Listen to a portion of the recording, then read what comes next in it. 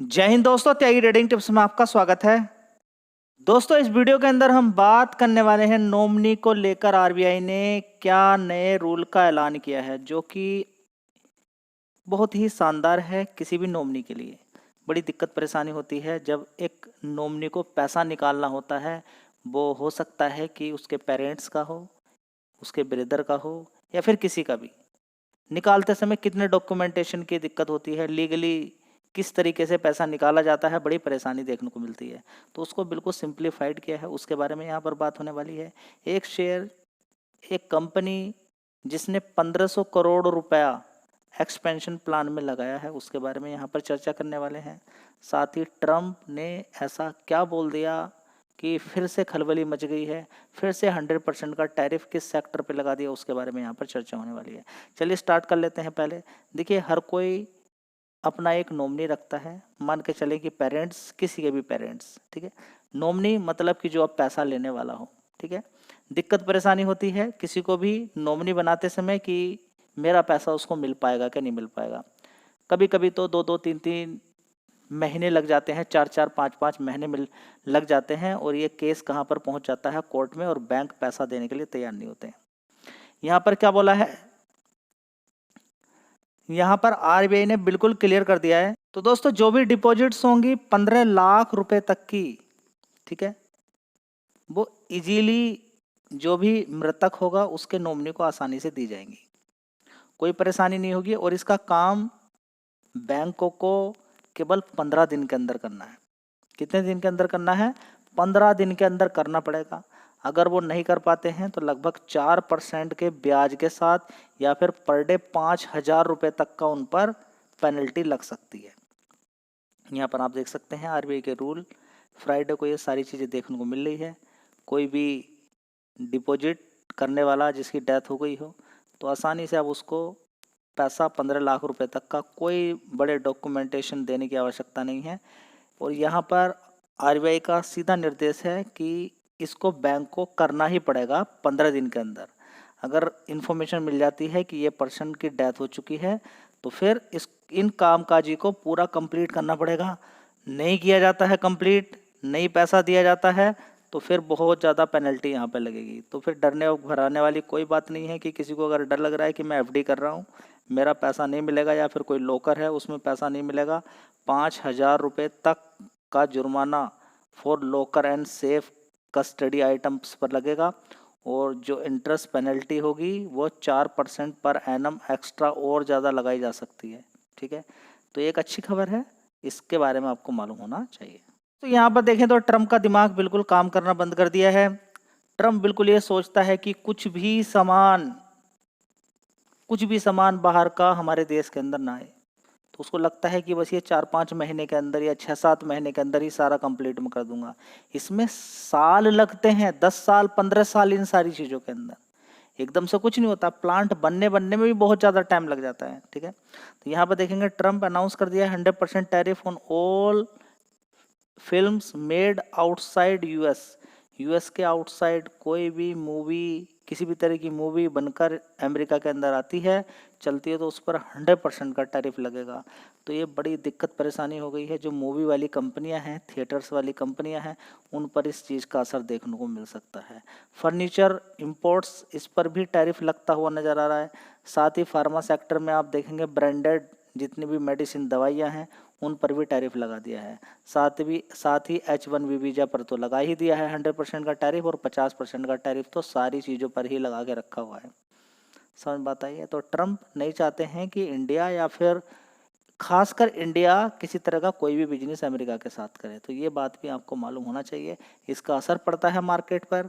कुछ कंपनियां ऐसी हैं जो कि बहुत ज़्यादा डिपेंडेंट हैं अमेरिका पर, उन पर असर देखने को मिल सकता है, उनके रेवेन्यू पर असर देखने को मिल सकता है। और आप ऐसे ही किसी शेयर को खरीद कर बैठे हैं और आपको बिल्कुल भी मालूम नहीं है कि जो कंपनी आपने खरीदी है अमेरिका से कितना रेवेन्यू निकल कर आता है, तो आप घाटे में जा सकते हैं इन फ्यूचर में। देखेंगे या जहां पर भी आपको इस तरह की खबरें देखने को मिलती हैं कि चाइना हमारा बहुत बड़ा दुश्मन है, चाइना हमारा बहुत बड़ा दुश्मन है, ये सारी चीज़ें आपको देखने को मिल जाएगी।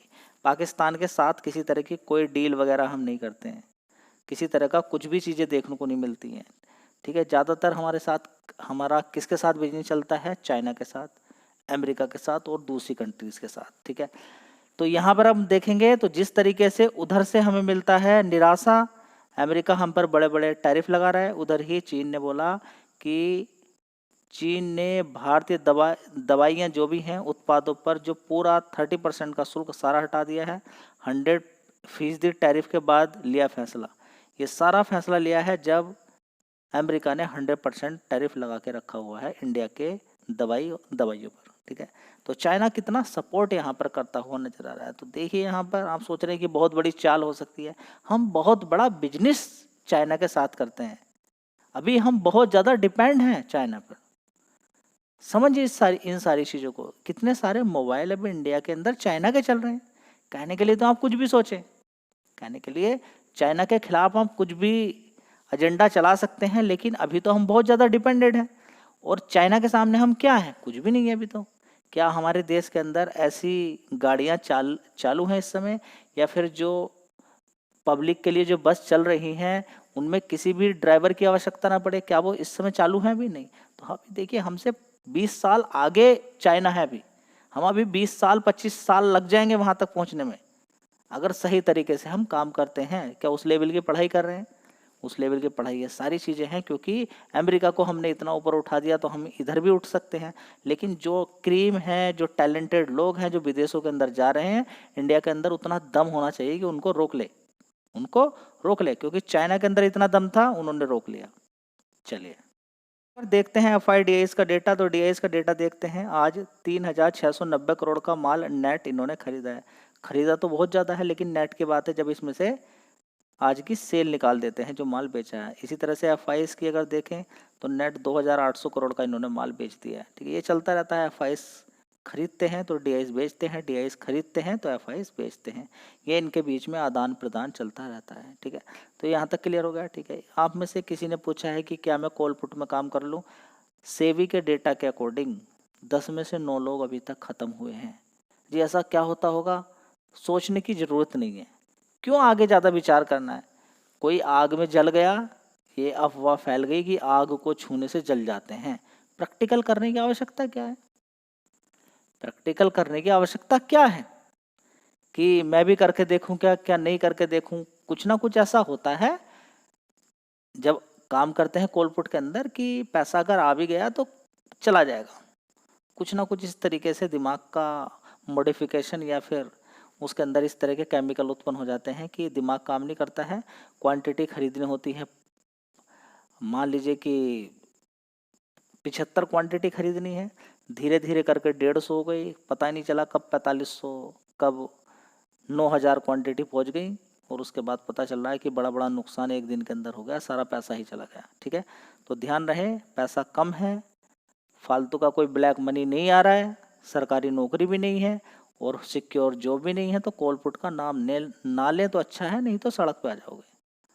दोस्तों कुछ दिन पहले मैंने आपके साथ एक खबर शेयर की थी कि कंपनी 1500 करोड़ रुपया खर्च कर रही है अपना करंट का मार्केट शेयर जो पर्टिकुलर फील्ड के अंदर 12% है उसको बढ़ा के 25% करने के लिए। तो एक बहुत अच्छी खबर है।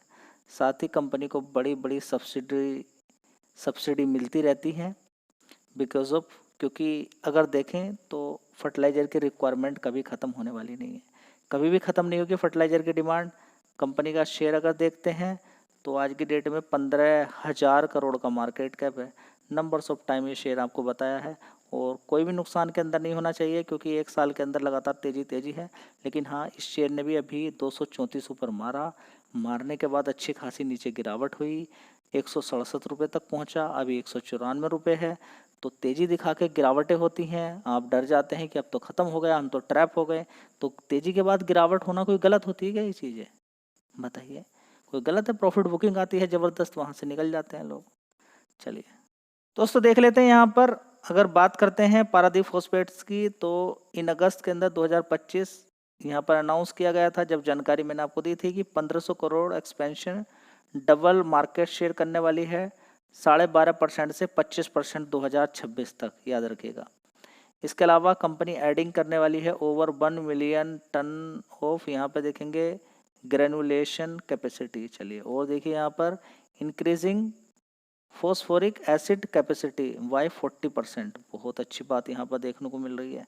चलिए यहाँ पर देखेंगे building a new phosphatic fertilizer plant in Mangalore. Mangalore के अंदर अगर देखें तो यहाँ पर नया फॉस्फेटिक फर्टिलाइजर प्लांट यहाँ पर तैयार करने वाली है। नैनो फर्टिलाइजर बूस्ट के लिए कंपनी काम कर रही है और प्रोडक्शन को लगभग 10 टाइम्स यहाँ पर बढ़ाया है ताकि हम विदेशों पर निर्भर ना रह सकें। चलिए विदेशों पर निर्भर रहने की कोई आवश्यकता ना पड़े। चलिए ग्रीन अमोनिया एलोकेशन की अगर बात करते हैं तो यहाँ पर देखिए कितना बड़ा बड़ा काम यहाँ पर हो रहा है जिससे कि हम आगे बढ़ सकें।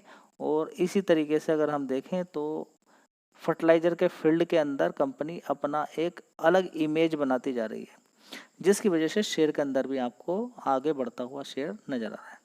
ठीक है, तो चाहो तो इस शेयर पे भी आप फोकस कर सकते हो, रिकमेंडेशन कोई नहीं है।